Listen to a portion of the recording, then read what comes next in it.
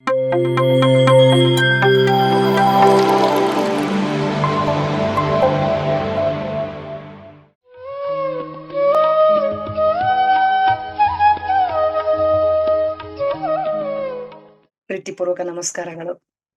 PMC ಆಧ್ಯಾತ್ಮಿಕ ಕನ್ನಡ ವಾಹಿನಿಯಲ್ಲಿ ಈ ಒಂದು ಅವಕಾಶ ನನಗೆ ಕೊಟ್ಟಿರೋದಕ್ಕಾಗಿ ನಾನು ಬಹಳಷ್ಟು ಕೃತಜ್ಞತೆಯಿಂದ PMCಗೆ ಧನ್ಯವಾದಗಳನ್ನ ಹೇಳ್ತಾ ಇದ್ದೀನಿ.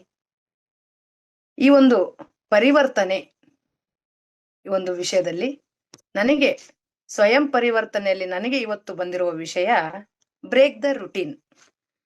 ನಿಜ ಹೇಳ್ಬೇಕು ಅಂದ್ರೆ ನನಗೆ ಎಷ್ಟು ಖುಷಿ ಆಗುತ್ತೆ. ಇಂಥದೊಂದು ಹೊಸ ವಿಷಯ, ಇದು ಹೊಸ ಪರಿಕಲ್ಪನೆ. ನಾನಂತೂ ಕೇಳಿರ್ಲಿಲ್ಲ. ಆದ್ರೆ ಪತ್ರಿಜಿ ಅವರ ಸ್ಪೀಚ್ ನಲ್ಲಿ ಫಸ್ಟ್ ಟೈಮ್ ಇದನ್ನ ಕೇಳಿರೋದು. ಅಂದ್ರೆ ಆಗಾಗ ಮಾಡ್ತಿದ್ವಿ, ಆದ್ರೆ ಇದೇ ಒಂದು ದೊಡ್ಡ ಎನ್ಲೈಟೈನ್ಮೆಂಟ್ ಒಂದು ಪ್ರಿನ್ಸಿಪಲ್ ಅನ್ನೋದು ನನ್ಗೆ ಗೊತ್ತಿರ್ಲಿಲ್ಲ. ಎಷ್ಟು ಚೆನ್ನಾಗಿ ಹೇಳ್ತಾರೆ ಅಂದ್ರೆ ಪತ್ರಿಜಿ ಸರ್ ಅವರು ಇದ್ರ ಬಗ್ಗೆ.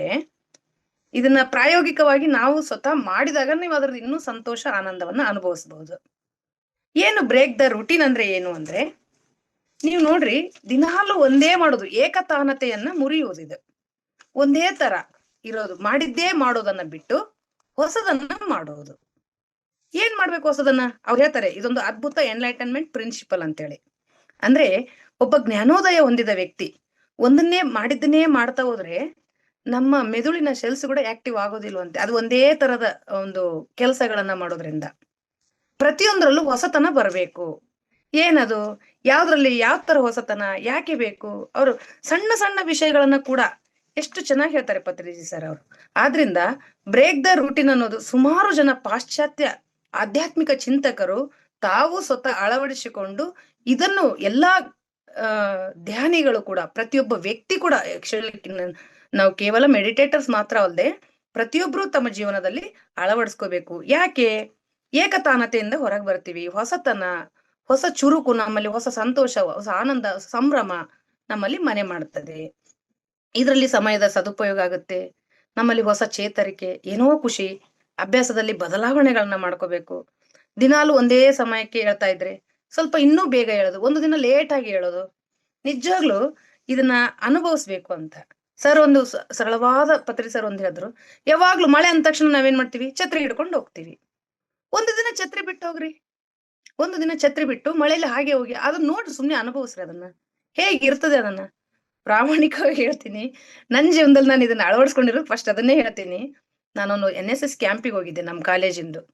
ಅದು ಊರಿಂದ ಯಾವಾಗ್ಲೂ NSS ಕ್ಯಾಂಪ್ ಅಂದ್ರೆ ಕಾಡಿನಲ್ಲಿ ಹಳ್ಳಿಗಳಲ್ಲಿ ಹಾಕ್ಬೇಕು. ಯಾವ್ದ್ರ ಹಳ್ಳಿಯ ಜನರಲ್ಲಿ ಬೆರಿಬೇಕು, ಗಾಂಧೀಜಿ ತತ್ವಗಳು ಗೊತ್ತಾಗ್ಬೇಕು, ಅಲ್ಲಿಯ ಸ್ವಚ್ಛತೆ, ಹಳ್ಳಿ ಬದುಕು, ಗ್ರಾಮದ ಬದುಕು, ಗ್ರಾಮದ ಜನಜೀವನ ಅಂತೇಳಿ. ರಾತ್ರಿ 8:30 9 ಸುಮಾರು ನಾನು ನನ್ನ NSS ಕಾರ್ಯಕ್ರಮನ ಉದ್ಘಾಟನೆ ಮುಗಿಸ್ಕೊಂಡು ಬರ್ತಾ ಇದ್ದೀನಿ. ಫುಲ್ ಜೋರಾದ ಮಳೆ, ಅದು ಮೋಡಗಳಿತ್ತು. ನನಗೆ ಗೊತ್ತಿತ್ತು ಮಳೆ ಬರ್ತದೆ ಅಂತನೂ ಗೊತ್ತಿತ್ತು. ಆ ನಿಜವಾಗ್ಲು ಸುಮಾರು 1.5 ಅಡಿ ನೀರು ಅಂತದ್ರಲ್ಲಿ ನಾನು ಡ್ರೈವಿಂಗ್ ಮಾಡ್ಕೊಂಡು ನನ್ ಗಾಡಿ ತಗೊಂಡ್ ಬಂದಿದ್ದೀನಿ. ನನ್ಗೆ ಇವತ್ತಿಗೂ ಮೈ ರೋಮಾಂಚನ ಆಗುತ್ತೆ ಆ ಘಟನೆಯಲ್ಲಿ ನಾನು ಬಂದಿದ್ದೀನಿ. ಆ ಮಳೆಯಲ್ಲಿ ನಾನು ರಾತ್ರಿ ಅದು 8:30 9 ವೆಹಿಕಲ್ಸೇ ಇಲ್ಲ ಗಾಡಿಯಲ್ಲಿ. ನನ್ ಗಾಡಿಗೆ ಹಂಪ್ಸ್ ಇರೋದು ಗೊತ್ತಾಗಲ್ಲ, ತಗ್ಗಿರೋದು ಗೊತ್ತಾಗಲ್ಲ, ಉಬ್ಬಿರೋದು ಗೊತ್ತಾಗಲ್ಲ, ಗಾಡಿ ಓಡಿಸ್ಕೊಂಡ್ ಬಂದ್ವಿ. ಹಾಗೆ ಅಂದ್ರೆ ಆ ಸಂಭ್ರಮ, ಆ ಖುಷಿ ಇದೆ ಅಲ್ಲ, ಅನುಭವಿಸಿದ್ರೆ ಮಾತ್ರ ಗೊತ್ತಾಗೋದು. ಬಿಸಿಲಲ್ಲಿ ಒಂದಿನ ಹಾಗೆ ಹೋಗಿ ಅಂತಾರೆ, ನಿಜನೇ. ಸ್ವಲ್ಪ ಮುಖ ಕಪ್ಪಗಾಗುತ್ತೆ. ಮೊನ್ನೆ ಒಂದಿನ ನಾವು ಹಂಗೆ ಹೋದ್ವಿ, ಎಂತ ಬಿಸಿಲು, ಗಾಳಿ, ಫುಲ್ಲು ಗುಡ್ಡ ಬೆಟ್ಟ. ಒಂದು ಮಿನಿಮಮ್ 1 ವಾರ ಆಯ್ತು ಮತ್ತೆ ನಾರ್ಮಲ್ ಕಲರ್. ನಾವು ಆಲ್ರೆಡಿ ಬ್ಲ್ಯಾಕ್ ಇದ್ರು ಮತ್ತೊಂದಿಷ್ಟು, ಆದ್ರೆ ಅದು ಆ ಬಿಸಿಲಿಗೆ ಮೈ ಒಡ್ಡಬೇಕು, ಗೊತ್ತಾಗ್ಬೇಕು ಅದ್ರದ್ದು ಅನುಭವಿಸ್ಬೇಕು ಆ ಬಿಸಿಲನ್ನ ಅಂತ. ನಾನು ಯಾವಾಗ್ಲೂ ಏನ್ ಯೋಚನೆ ಮಾಡ್ತಾ ಇದ್ದೆ ಗೊತ್ತಾ? ರೈತರು ಹೆಂಗಪ್ಪ ಇರ್ತಾರೆ, ಪ್ರತಿದಿನ ಒಂದು ದಿನಕ್ಕೆ ಹಿಂಗ್ ಮಾಡ್ತೀವಲ್ಲ, ರೈತರು, ಕೂಲಿ ಕಾರ್ಮಿಕರು ಬಿಸಿಲಲ್ಲಿ ಹೆಂಗ್ ದುಡಿತಾರೆ ಅಂತೇಳಿ. ಹಾಗೆ ಬ್ರೇಕ್ ದ ರುಟೀನ್ ಮಾಡಿ ಅಂತ ಹೇಳ್ತಾರೆ. ಮಾಡಿದ್ದೆ ಮಾಡ್ಬಾರ್ದು, ಮಾಡ್ಲಾರದನ್ನ ಇಲ್ಲಿವರೆಗೂ ಮಾಡ್ಲಾರ್ದನ್ನ ಹೊಸತನ್ನ ಮಾಡಿದ್ರಿ, ಅದನ್ನ ನೀವು ಆ ಖುಷಿನ ಅನುಭವಿಸ್ರಿ ಅಂತ ಹೇಳ್ತಾರೆ. ಪ್ರತಿದಿನ ಧ್ಯಾನ ಮಾಡ್ತೀರಾ? 1-2 ದಿನ ಧ್ಯಾನ ಬಿಟ್ಟು ಬಿಡಿ. ನಿಮ್ಗೆ ಆಕ್ಚುಲಿ ಗೊತ್ತಾಗ್ತದೆ, ಧ್ಯಾನ ಬಿಟ್ಟ ಹುಚ್ಚಿರ್ತಾರ ಅನ್ನಿಸ್ಬಿಡ್ತದೆ. ಯಪ್ಪ ಯಾವಾಗಾರ ಹೋಗಿ ಧ್ಯಾನ ಕೂಡ್ಲೆ ಅಂದ್ರೆ ಅದು ಅದು ನಮ್ಗೆ ಎಷ್ಟು ರಿಲ್ಯಾಕ್ಸ್ ಕೊಡ್ತದೆ, ಎಷ್ಟು ಮಾನಸಿಕ ಆನಂದ, ಸಂತೋಷ ಅದು ಕೊಡ್ತಿರ್ತದೆ. ಈಗ 2 ದಿನ ಬಿಟ್ಟಾಗ ಅದ್ರದ್ದು ನಿಜವಾದ ಮಹತ್ವ ಇನ್ನೂ ಗೊತ್ತಾಗತ್ತೆ ನಮಗೆ. ಮತ್ತೆ ನಾವ್ ಯಾವತ್ತೂ ಧ್ಯಾನ ಬಿಡಲ್ಲ. 1-2 ದಿನ ಸಾಕು. ಮೌನ ಯಾವಾಗ್ಲೂ ಮಾತಾಡ್ತಾ ಇರ್ತಿರಲ್ಲ, ಮೌನ ಮಾಡಿ. ಸರ್ ಅವ್ರು 1 ವರ್ಷ ಮೌನ ಮಾಡಿದ್ದಾರೆ, 96. 95, 96 ನಲ್ಲಿ ಎಲ್ರು ಅಂತ ಇದಾರೆ, ಏನ್ ಸರ್ ನೀವೇ ಗುರುಗಳು, ಈ ಸಂಸ್ಥೆಯ ಸಂಸ್ಥಾಪಕರೇ ಮೌನಕ್ಕೆ ಹೋಗ್ಬಿಟ್ರೆ ಸಂಸ್ಥೆ ಏನ್ ಮುಚ್ಚಬೇಕಾ ಅಂತ ಹೇಳಿ ಅಂತಿದ್ರಂತೆ. ಇಲ್ಲ, ನನಗ್ ಮೌನದ ಅವಶ್ಯಕತೆ ಇದೆ, ನಾನ್ ಮಾಡ್ತೀನಿ ಅಷ್ಟೇ ಅಂದ್ರಂತೆ. ನಿಜವಾಗ್ಲು ಗಾಂಧೀಜಿ ವಾರಕ್ಕೊಂದು ದಿನ ಪ್ರತಿ ಸೋಮವಾರ ಮೌನ ಮಾಡ್ತಾ ಇದ್ರು. ಅವ್ರು ಒಂದು ವಾರಕ್ಕೆ ಎನರ್ಜಿ ಬರ್ತಾ ಇತ್ತು. ನಾನು 1 ವರ್ಷ ಮೌನ ಮಾಡಿರೋದ್ರಿಂದ 30 ವರ್ಷ ನಾನು PSSM ಗೆ ಎನರ್ಜಿ ಬಂತು, ನಾನು ಇಲ್ಲಿವರೆಗೂ ನಡ್ಕೊಂಡು ಬಂದಿದ್ದೀನಿ ಅಂತ ಹೇಳ್ತಾರೆ ಪತ್ರಿಜಿ ಸರ್. ನಿಜನೇ. ನಾನ್ ಕೂಡ ಆಮೇಲೆ ಬ್ರೇಕ್ ದ ರೂಟೀನ್ ಮಾಡೋದ್ರಿಂದ ನಾವು ನೋಡ್ರಿ ಲಾಕ್ ಡೌನ್ ನಲ್ಲಿ ನಾವೆಲ್ಲರೂ ಮನೇಲಿ ಇದ್ವಿ. ಆಕ್ಚುಲಿ ಮನೆ ಮಹತ್ವ ಗೊತ್ತು, ಮನೆಯ ಅಡಿಗೆ ರುಚಿ ಗೊತ್ತಾಯ್ತು. ಅದು ದೊಡ್ಡ ಇಡೀ ಪ್ರಪಂಚಕ್ಕೆ ಒಂದು ಬ್ರೇಕ್ ದ ರೂಟೀನ್ ಕೊಟ್ಟಿರೋದು ಅಂದ್ರೆ ಲಾಕ್ ಡೌನ್ ಅಂತ ಸರ್ ಹೇಳಿದ್ರು. ನಿಜನೇ, ಎಲ್ರಿಗೂ ಅಷ್ಟು ಗೊತ್ತೇ ಇರ್ಲಿಲ್ಲ. ಅಷ್ಟು ನಾವು ಮನೆಯ ಸಂಬಂಧಗಳ ಜೊತೆ ಕಾಲ ಕಳೆದ್ವಿ, ಮನೆಯ ಅಡಿಗೆಯನ್ನೇ ಊಟ ಮಾಡಿದ್ವಿ, ಹೊರಗಡೆ ಎಲ್ಲೂ ಇಲ್ಲೇ, ರಸ್ತೆಗಳೆಲ್ಲ ಬಿಕೋ ಅಂತ ಇದ್ವು, ಹಿಮಾಲಯ ಕ್ಲಿಯರ್ ಆಯ್ತು, ಅಂದ್ರೆ ಪರಿಸರ ಎಲ್ಲ ಸ್ವಚ್ಛ ಆಯ್ತು. ನಿಜವಾಗ್ಲು ಪ್ರಾಣಿ ಪಕ್ಷಿಗಳ ಕೂಗುಗಳನ್ನ ಕೇಳ್ಸಕ್ ಶುರು ಆಯ್ತು. ಎಷ್ಟೋ ಕಿಲೋಮೀಟರ್ಗಳು, ಸಾವಿರಾರು ಕಿಲೋಮೀಟರ್ ದೂರಗಳಿಂದ ಹಿಮಾಲಯ ಕಾಣಕ್ ಶುರು ಆಯ್ತು. ಅಂದ್ರೆ ಕೈಗಾರಿಕೆಗಳೆಲ್ಲ ಮುಚ್ಚಿದ್ವು. ಎಷ್ಟೆಷ್ಟೋ ಲಾಕ್ ಡೌನ್ ಒಂದು ದೊಡ್ಡ ಬ್ರೇಕ್ ದ ರೂಟೀನ್ ಈ ಪ್ರಪಂಚಕ್ಕೆ ಅಂತೇಳಿ. ಅದಕ್ಕೆ ಇಲ್ಲಿ ಪ್ರತಿದಿನ ನೀವು ಮಾಡ್ತಾ ಇರ್ತೀರಿ ಅಂತ ನಾನು ಅನ್ಕೊಂಡಿದೀನಿ. ನಾವು ಚಪಾತಿ ಮಾಡ್ತೀವಿ, ಒಂದೇ ತರ ಮಾಡ್ತೀವಿ. ಒಂದ್ಸಲ ಮೆಂತೆ ಪಲ್ಯ ಹಾಕಿ ಚಪಾತಿ ಮಾಡ್ತೀವಿ, ಒಂದ್ಸಲ ಪಾಲಕ್ ಆಗಿನೂ ಮಾಡ್ತೀವಿ, ಒಂದ್ಸಲ ಬರೀದು ಮಾಡ್ತೀವಿ. ಬೇಳೆ ಮಾಡ್ತೀವಿ, ಒಂದಿನ ನಿಂಬೆ ಹಣ್ಣಿಂದು ಹುಳಿ ಹಾಕಿ ಮಾಡಿರ್ತೀವಿ, ಇನ್ನೊಂದ್ ದಿನ ಟೊಮೆಟೊ ಹಾಕಿ ಬೇಳೆ ಮಾಡ್ತೀವಿ, ಇನ್ನೊಂದ್ ದಿನ ಹುಣಸೆ ಹಣ್ಣು ಹುಳಿ ಹಾಕಿ ಪಾಲಕ್ ಹಾಕಿ ಮಾಡಿರ್ತೀವಿ. ಹೀಗೆ ಬ್ರೇಕ್ ದ ರೂಟೀನ್ ಒಂದನ್ನೇ ಮಾಡಿದ್ರೆ ಅದು ನಮಗೆ ಬೇಸರ ಕೊಡುತ್ತೆ. ನಾವು ಕೆಲಸದಲ್ಲಿ ಕೂಡ ನವೀನತೆ ಇರಬೇಕು ಅಂತ ಪತ್ರಿ ಸರ್ ಹೇಳ್ತಾರೆ. ಅದ್ರ ಜೊತೆನೆ ನೀವೊಂದು ವೃತ್ತಿ ಮಾಡ್ತಾ ಇದ್ದೀರಿ, ಜೊತೆಗೆ ಒಂದು ಸಂಗೀತ ಕಲೀರಿ, ಒಂದು ಹಾಡು ಆಡ್ರಿ, ಒಂದಿನ ಚೆಸ್ ಆಡ್ರಿ, ಒಂದಿನ ಶಟಲ್ ಕಾಕ್ ಆಡ್ರಿ, ಒಂದಿನ ಕ್ರಿಕೆಟ್ ಆಡ್ರಿ, ಒಂದಿನ ಬಾಲಿಂಗ್ ಮಾಡ್ರಿ. ಬರೀ ಬಲಗೈಯಿಂದ ಮಾಡ್ಬೇಡ್ರಿ, ಎಡಗೈಯಿಂದ ಬಾಲಿಂಗ್ ಮಾಡ್ರಿ, ಲೆಫ್ಟ್ ಹ್ಯಾಂಡ್ ಇಂದ ಮಾಡ್ರಿ. ಬರೆವಣಿಗೆ ಕೂಡ ಹಂಗೆ ಹಿಂಗ್ ಬರೀತಿರ್ತೀರ, ಒಂದ್ಸಲ ಹಿಂಗ್ ಬರೀರಿ. ನಿಜವಾಗ್ಲು ಅದಕ್ಕೆ ಕೀರ್ತನೆಗಳನ್ನ ಹಾಡ್ರಿ. ಸಂಗೀತದ ಹಾಡಿ ಬಂದಂಗ್ ಬರ್ಲಿ, ನಮ್ಗೇನು ನಾವು ದೊಡ್ಡ ಸಂಗೀತಗಾರರ ತರನೇ ಹಾಡ್ಬೇಕಾಗಿಲ್ಲ. ಏನು ಅಲ್ಲೇ ಹರಿಯೇ ನಿನ್ನ ಸ್ತುತಿಸಿ ಕೇಳುವುದು, ಯಾರೇನಾದ್ರೇನು ನನಗ್ ಖುಷಿ ಕೊಡ್ತಾ ಇದೆ. ಜ್ಞಾನ ಭಕ್ತಿ ಕೊಡು ನಮಗದೊಂದೇ ದೊಡ್ಡದು ಅಂತೇಳಿ. ಹೀಗೆ ವಚನಗಳು, ಬಸವಣ್ಣನವರ ವಚನ, ಅಕ್ಮದೇವರ ವಚನ, ನಿಜವಾಗ್ಲು ನನ್ಗೆ ಭಾವಗೀತೆ ಅಂದ್ರೆ ಅಷ್ಟಿಷ್ಟ. ಅಷ್ಟು ಚೆನ್ನಾಗಿ ನನಗೆ ಅದು ಒಂದು ಪಲ್ಲವಿ ಬಂದ್ರು ಸಾಕು. ಭಕ್ತಿ ಗೀತೆಗಳು ಹಾಡ್ತೀನಿ ನಾನು, ರಾಯರದಾದ್ರೆ ಯಾವ್ದಾದ್ರು ಕೂಡ. ಇವನ್ ವೆಂಕಟೇಶ್ವರ ಸ್ವಾಮಿ ಆ ಭಕ್ತಿಯ ಪರವಶೆಯಲ್ಲಿ ನಿಮ್ಗೆ ಗೊತ್ತಿರ್ಲಿ, ಭಕ್ತಿ ಅನ್ನೋದು ಸುಮ್ನೆ ಅಲ್ಲ. ಭಕ್ತಿ ಮಾರ್ಗದಿಂದ ಎನ್ಲೈಟನ್ಮೆಂಟ್ ಆದವ್ರು ಎಷ್ಟು ಜನ ಇದ್ದಾರೆ, ಮೀರಾಬಾಯಿ ಅವರೆಲ್ಲ. ಆ ಭಕ್ತಿಯ ಪರವಶತೆಯಲ್ಲಿ ನಾವು ಈ ಭಜನೆಗಳನ್ನ ಹಾಡ್ತಾ ಹಾಡ್ತಾ ಕೂಡ ಅಲ್ಲಿ ಕೂಡ ಕುಂಡಲಿನಿ ಜಾಗೃತಿ ಆಗ್ತದೆ, ಅಲ್ಲಿ ಕೂಡ ಎನ್ಲೈಟನ್ಮೆಂಟ್ ಆಗ್ತಾರೆ ಅವರು, ಶರಣಾಗತಿ ಇರುತ್ತೆ ಅಲ್ಲಿ ಕೂಡ. ಆದ್ರಿಂದ ಹಾಡ್ರಿ, ಡ್ಯಾನ್ಸ್ ಮಾಡ್ರಿ. ಅದಕ್ಕೆ ನಾವು ಈ PSSL ನಲ್ಲೆಲ್ಲ ಡ್ಯಾನ್ಸ್ ಗಳು ಮಾಡಿಸ್ತಾರೆ. ನಾವ್ ಒಟ್ಟ ಕುಣಿಯಂಗಿಲ್ಲ, ಮೈ ಚಳಿ ಬಿಡಂಗಿಲ್ಲ. ಡ್ಯಾನ್ಸ್ ಮಾಡಿದ್ರೆ ಅದು ತಪ್ಪದು, ಮಾಡೋರು ಮಾಡ್ಬೇಕು, ನಾವು ಮಾಡಬಾರ್ದು ಅನ್ನೋ ತರ. ಆದ್ರೆ ಮೈ ಚಳಿ ಬಿಟ್ಟು ಕುಣೀರಿ, ಡ್ಯಾನ್ಸ್ ಮಾಡ್ರಿ. ಇದೆಲ್ಲ ಬ್ರೇಕ್ ದ ರೂಟೀನ್. ಅದರಿಂದ 1 ವರ್ಷ ಸರ್ ಬರೀ ಜ್ಯೂಸ್ ಕುಡದೇ ಇದ್ರಂತೆ, ಏನು ಊಟ ಇಲ್ಲ, ಓನ್ಲಿ ವೆಜಿಟೇಬಲ್ ಜ್ಯೂಸ್ ಅವೆಲ್ಲ ಆತರ. 1 ವರ್ಷ ಬರೀ ರೊಟ್ಟಿ ತಿಂದು ಅನ್ನ ಬಿಟ್ಬಿಟ್ರು, ಬರೀ ರೊಟ್ಟಿ ತಿನ್ನೋದಷ್ಟೇ. ಈ ಅಂದ್ರೆ ಇದು ಬ್ರೇಕ್ ದ ರೂಟೀನ್. ಒಂದಿನ ಉಪವಾಸನೆ ಇರ್ರಿ, ಒಂದಿನ. ಅದು ಬ್ರೇಕ್ ದ ರೂಟೀನ್. ಆಕ್ಚುಲಿ ನಾವು ಉಪವಾಸ ಮಾಡೋದು ಬ್ರೇಕ್ ದ ರೂಟೀನ್ ಕೂಡ ಹೌದು. ಜಠರಕ್ಕೆ ಒಂದು ರೆಸ್ಟ್ ಸಿಗುತ್ತೆ, ನಮ್ಮ ಶರೀರ ಹೊಸ ಚೈತನ್ಯ ಪಡೆಯುತ್ತೆ ಅದರಿಂದ, ಅದನ್ನು ಓಕೆ, ಅದು ಬ್ರೇಕ್ ದ ರೂಟೀನ್ ಕೂಡ ಹೌದು.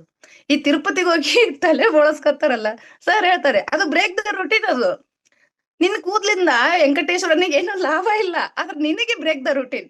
ನಿನ್ ಫೋಟೋ ನೋಡ್ಕೋತೆಪ್ಪ ಕನ್ನಡಿಗ, ಕೂದ್ಲೇ ಇಲ್ಲ, ಹಬ್ಬ ಎಷ್ಟು ಚೆನ್ನಾಗ್ ಅನ್ಸುತ್ತೆ. ಬ್ರೇಕ್ ದ ರೂಟೀನ್ ಹೊಸದು, ಜನರು ನೋಡೋರಿಗೂ ಹೊಸದು, ಅದೇ ಬ್ರೇಕ್ ದ ರೂಟೀನ್. ಅದಕ್ಕೆ ಇಲ್ಲಿ ನೇಚರ್ ನಲ್ಲಿ ಕಳೀರಿ.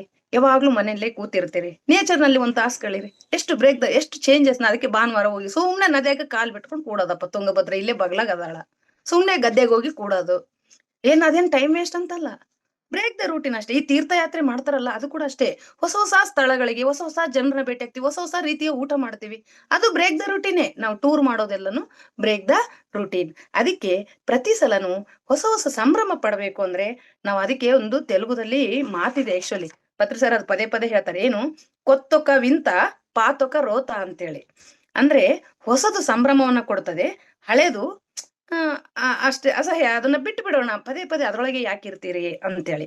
ಇಲ್ಲಿ ಸರ್ ನಿಜವಾಗ್ಲು ಅವರು 1983ದಲ್ಲಿ ಒಂದು 100 ಶ್ಲೋಕಗಳನ್ನ, ಭಗವದ್ಗೀತೆ 100 ಶ್ಲೋಕ ಗಟ್ಟಿ ಹೊಡೆದು ಬಿಟ್ಟಿದ್ದಾರೆ. ಅವ್ರು ಹೇಳಿದ್ರು, ಯದಾ ಯದಾ ಹಿದ್ದರ್ಮರ್ಷ ಗ್ಲಾನಿರ್ಭವತಿ ಭಾರತೀಯ ಅಭ್ಯುತ್ಥಾನಂ ಅಧರ್ಮಶ ಸಂಭವಾಮಿ ಯುಗೆ ಯುಗೆ. ಒಂದು 100 ಶ್ಲೋಕ ಗಟ್ಟಿ ಹೊಡೆದ. ನೀವೇನ್ ಮಾಡ್ತೀರಿ, ಒಂದ್ಸಲ ಟೈಮ್ ತಗೊಳ್ರಿ, ಒಂದು 6 ತಿಂಗಳು ತಗೊಂಡ್ರಂತೆ ಸರ್. ನೀವು ತಗೊಳ್ರಿ, ಭಗವದ್ಗೀತೆಗಿಂತ ಏನ್ ದೊಡ್ಡ ಬುಕ್ ಅದ.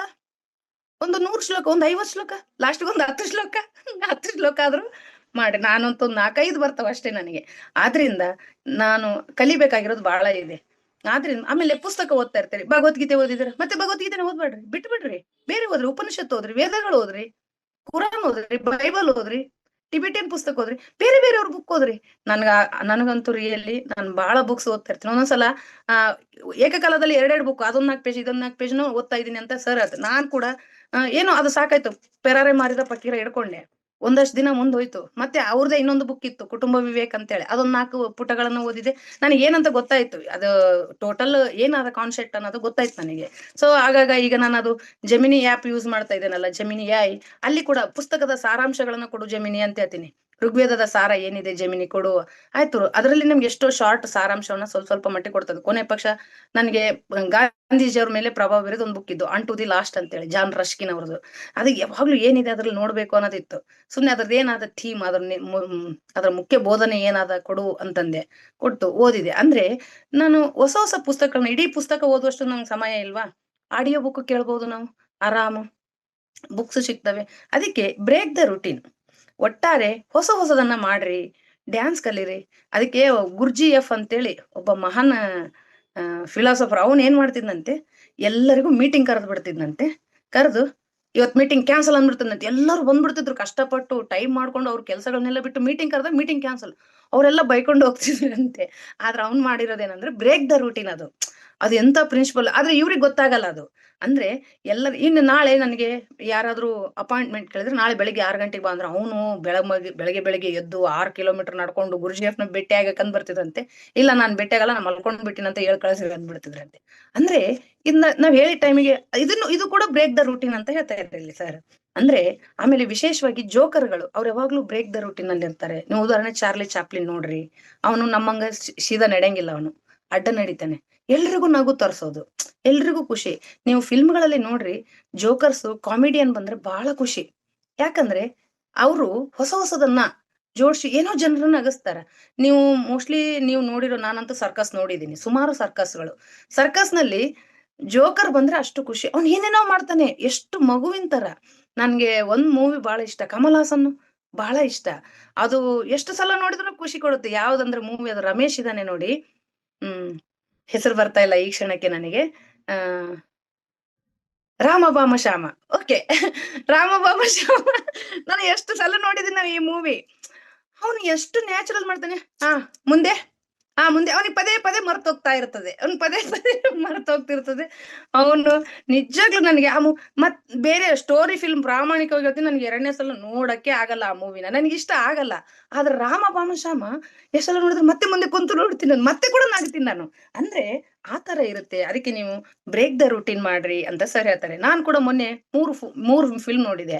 ನಾವೇನ್ ಗೊತ್ತೀವಿ, ಧ್ಯಾನಿಗಳಂದ್ರೆ ಮೂವೀಸ್ ನೋಡ್ಬಾರ್ದೇನೋ, ಫಂಕ್ಷನ್ಗಳು, ಹಂಗೇನಿಲ್ಲ, ನಾವೆಲ್ಲವೂ ಮಾಡ್ಬೇಕು. ಅದೇ ಬ್ರೇಕ್ ದ ರೂಟೀನ್. ಧ್ಯಾನ ಅಂದ್ರೆ ಬರೀ ಧ್ಯಾನ ಮಾಡೋದೇ ಅಲ್ಲ, ಸಿನಿಮಾ ನೋಡ್ರಿ, ಕ್ರಿಕೆಟ್ ಆಡ್ರಿ, ಚೆಸ್ ಆಡ್ರಿ, ಈ ತರ ವಚನಗಳನ್ನ ಕಲೀರಿ, ಬೇರೆ ಬೇರೆ ಏನೋ ಹೊಸದು. ಈಗ ಒಂದೇ ತರ ಮಲಗೋದು ಕೂಡ ಒಂದೇ ತರ ಮಲಗಬೇಡಿ ರಾತ್ರಿ. ಬೇರೆ ಬೇರೆ, ಇವತ್ತು ಈ ಬಗ್ಲಾಗ ಮಲಗಿದ್ರೆ ಇನ್ನೊಂದ್ಸಲ ಇನ್ನೊಂದ್ ಕಡೆ, ತಲೆ ಇವತ್ತು ಆ ಕಡೆ ಇಟ್ಟಿರ ಇನ್ನೊಂದ್ ಕಡೆ ಇಡ್ರಿ, ಲಾಸ್ಟ್ ಒಂದಿನ ಚೇರ್ ಮೇಲೆ ಮಲ್ಕೊಂಡ್ಬಿಡ್ರಿ ಅಂತ ಹೇಳ್ತಾರೆ ಇಲ್ಲಿ. ಅಂದ್ರೆ ನಾವು ಒಟ್ಟಾರೆ ಹೊಸದನ್ನ ಮಾಡ್ಬೇಕು ಅನ್ನೋದು, ಪ್ರತಿಯೊಂದ್ರಲ್ಲೂ ಹೊಸತನ ಇರ್ಬೇಕು, ಪ್ರತಿಯೊಂದ್ರಲ್ಲೂ. ನಾನು ಕಾಲೇಜಿಗೆ ಹೋಗ್ತಾ ಇರ್ತೀನಿ ದಿನಾಲು, ಅವ್ರು ಹೇಳ್ದಾರ, ನೀವು ಯಾವ್ದೋ ನಿಮ್ಮ ಆಫೀಸಿಗೆ ಹೋಗ್ತಾ ಇದ್ರಿ, ದಿನಾ ಒಂದೇ ರೂಟ್ನಾಗ ಹೋಗ್ಬೇಡ್ರಿ, ಒಂದಿನ ರೂಟ್ ಬದಲಾಯಿಸ್ರಿ, ಒಂದಿನ ನಡ್ಕೊಂಡು ಹೋಗ್ರಿ, ಒಂದಿನ ಗಾಡಿ ಮೇಲೆ ಹೋಗ್ರಿ, ರೂಟ್ ಆದ್ರೂ ಬದಲಾಯಿಸ್ಕೊಳ್ರಿ, ಒಂದೇ ರೂಟಿಗೆ ಯಾಕೆ ಹೋಗ್ತೀರಿ ಅಂತ. ನಾನು ಪಾಠದಲ್ಲಿ ಕೂಡ ನಾವಿನ್ಯತೆ, ವಿದ್ಯಾರ್ಥಿಗಳಿಗೆ ಹೊಸತನ ಬರಬೇಕು. ಅದಕ್ಕೆ ಒಂದಿನ ಕ್ವಶನ್ ಆನ್ಸರ್ ಮೆಥಡ್ ಇರ್ತದೆ, ಒಂದಿನ ಚರ್ಚಾ ಪದ್ಧತಿ, ಒಂದಿನ ಕಥಾ ಪದ್ಧತಿ. ಇವತ್ತು ಕತೆ ಏನಪ್ಪ, ಕತೆ ಹೇಳ್ತೀನಿ ನಾನು ಅಂತ ಹೇಳ್ತೀನಿ. ಕತೆ ಯಾವ್ದಿಲ್ಲ, ಪೊಲಿಟಿಕಲ್ ಸೈನ್ಸ್ ಕತೆನೆ, ಕತೆ ರೂಪದಲ್ಲಿ ಹೇಳೋದು. ಒಂದಿನ ಇದು ಹಾಕಿ ಬಿಡ್ತೀನಿ, ಸ್ಕ್ರೀನ್ ಹಾಕಿ ಬಿಡ್ತೀನಿ, ಅಲ್ಲೇ ಲೋಕಸಭೆ ಅಲ್ಲೇ ತೋರಿಸ್ಬಿಡೋದು, ರಾಜ್ಯಸಭೆ ಅಲ್ಲೇ ತೋರಿಸ್ಬಿಡೋದು, ವಿಧಾನಸಭೆ ಅಲ್ಲೇ, ವಿಧಾನ ಪರಿಷತ್ತು ಅಲ್ಲೇ, ಸ್ಪೀಕರ್ ಕಾರ್ಯಗಳು ಅಲ್ಲೇ, ರಾಷ್ಟ್ರಪತಿ ಭವನ ತೋರಿಸ್ಬಿಡೋದು, ಸುಪ್ರೀಂ ಕೋರ್ಟ್ ತೋರಿಸ್ಬಿಡೋದು, ಹೈಕೋರ್ಟ್ ತೋರಿಸ್ಬಿಡೋದು. ಅಂದ್ರೆ ಆರಾಮ್ ಮೂವಿ ನಮ್ಮ ಇದಾವೆ, ಏನಂತಾರೆ, ಸ್ಮಾರ್ಟ್ ಬೋರ್ಡ್ ಇದಾವೆ, ಆ ಸ್ಮಾರ್ಟ್ ಕ್ಲಾಸ್ನಾಗೆ ಪಾಠ ಮುಗಿಸ್ಬಿಟ್ವಿ, ಮುಗಿದೋಯ್ತು. ಹಿಂಗೆ ಹೊಸತನ ಇರ್ಲಿ, ನಾವು ಮಾಡೋದ್ರಲ್ಲಿ ಪ್ರತಿಯೊಂದ್ರಲ್ಲೂ ಹೊಸತನ ಇರ್ಲಿ.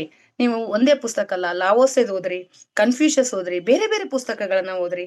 ಹೀಗೆ ಪ್ರತಿಯೊಂದನ್ನ ಹೊಸದನ್ನ ನಿಮ್ಮ ಜೀವನದಲ್ಲಿ ಅಳವಡಿಸ್ಕೊಳ್ರಿ. Change equal to progress. ಅಂದ್ರೆ ನಾವು ಏನು ಬದಲಾವಣೆಯನ್ನು ಮಾಡ್ತೀವೋ ಅದು ನಿಜವಾದ ಪ್ರಗತಿ. ಚೇಂಜ್ ಅಂದ್ರೆ ಬದಲಾವಣೆ ಇಲ್ಲದು ಪ್ರಗತಿ ಅಲ್ಲ. ಗಿಡಗಳನ್ನ ಬೆಳೆಸ್ರಿ, ನೀವ್ ನೋಡ್ರಿ, ಆ ಖುಷಿನ ಅನುಭವಿಸ್ರಿ, ಗಿಡಗಳಿಗೆ ನೀರ್ ಹಾಕ್ರಿ. ನೀವ್ ನೋಡ್ರಿ, ಒಂದು ಪದ ಕೇಳಿರ್ತೀರಿ, ಅಡ್ವೆಂಚರ್ ಅಂದ್ರೆ ಹೊಸದನ್ನ ಮಾಡುವುದು, ವೆಂಚರ್ ಅಂದ್ರೆ ಮಾಡಿದ್ದೆ ಮಾಡುವುದು. ಅರ್ಥ ಆಯ್ತಾ? ಆದ್ರಿಂದ ನಿಮ್ಮ ಜೀವನದಲ್ಲಿ ಇದನ್ನು ಕೂಡ ಅಳವಡಿಸ್ಕೊಳ್ರಿ. ಏನನ್ನ? ಬ್ರೇಕ್ ದ ರುಟೀನ್ ಅನ್ನ. ಇವತ್ತಿನಿಂದಲೇ ನೀವು ಏನೇನು ಹೊಸದನ್ನ ಮಾಡಿದೀರಿ ಅನ್ನೋದನ್ನ ನೀವೇ ನೋಟ್ ಮಾಡ್ಕೊಳ್ರಿ, ನಿಮ್ಮ ನೋಟ್ ಬುಕ್ ನಲ್ಲೂ ಹಾಕೊಳ್ರಿ. ನಿಜವಾಗ್ಲೂ ಸರಳವಾಗಿ ಬದುಕ್ರಿ. ಇದೊಂದು ಬಹಳ ಒಳ್ಳೆಯ ಪ್ರಿನ್ಸಿಪಲ್ ಇದು. ಪ್ರತಿ ಹೆಜ್ಜೆಯಲ್ಲಿ ನಿಮ್ಮ ಬ್ರೇಕ್ ದ ರೂಟೀನ್ ಅಳವಡಿಸ್ಕೊಂಡು ಯಶಸ್ವಿಯಾಗ್ರಿ. ಕಂಫರ್ಟ್ ಝೋನ್ಲಿಂದ ಹೊರಗೆ ಬರ್ರಿ. ಯಾವಾಗ್ಲೂ ಆರಾಮಾಗಿರ್ಬೇಕು ಅಂತಲ್ಲ. ಒಂದಿನ ಬಸ್ನಾಗ ಹೋಗ್ರಿ, ಒಂದಿನ ಟೂ ವೀಲರ್ದಾಗ ಹೋಗ್ರಿ, ಒಂದ್ಸಲ ಕಾರ್ನಾಗ ಹೋಗ್ರಿ, ಒಂದ್ಸಲ ಟ್ರೈನ್ನಾಗ ಹೋಗ್ರಿ, ಒಂದ್ಸಲ ಫ್ಲೈಟ್ನಾಗ ಹೋಗ್ರಿ. ಟೋಟಲಿ ಚೇಂಜಸ್ ಇರಬೇಕು. ನಿಜವಾಗ್ಲೂ ಎಲ್ಲದರ ಅನುಭವ ನಮಗೆ ಇರಬೇಕು. ಅನುಭವಕ್ಕಾಗಿನೇ ನಾವು ಬಂದಿರೋದು ಅಂತ ಹೇಳ್ತಾ, ನನಗೆ ಈ PMC ಯಲ್ಲಿ ಬ್ರೇಕ್ ದ ರೂಟೀನ್ ವಿಷಯವನ್ನ ಹಂಚಿಕೊಳ್ಳೋದಕ್ಕೆ ಅವಕಾಶ ಮಾಡಿಕೊಟ್ಟದಕ್ಕಾಗಿ PMCಗೆ ನನ್ನ ಪರವಾಗಿ ಒಂದು ಹ್ಯಾಟ್ಸಪ್ ಹೇಳ್ತಾ, ನಿಜವಾಗ್ಲೂ thank you. Break the routine ನಿಮ್ಮೆಲ್ಲರ ಜೀವನದ ಭಾಗವಾಗಲಿ. Thank you, thank you, thank you. PMC Kannada channel ಅನ್ನು ಲೈಕ್ ಮಾಡಿ, ಶೇರ್ ಮಾಡಿ, ಸಬ್ಸ್ಕ್ರೈಬ್ ಮಾಡಿ ಮತ್ತು ಮಾಡಿಸಿ. ಎಲ್ಲರಿಗೂ ಧನ್ಯವಾದಗಳು.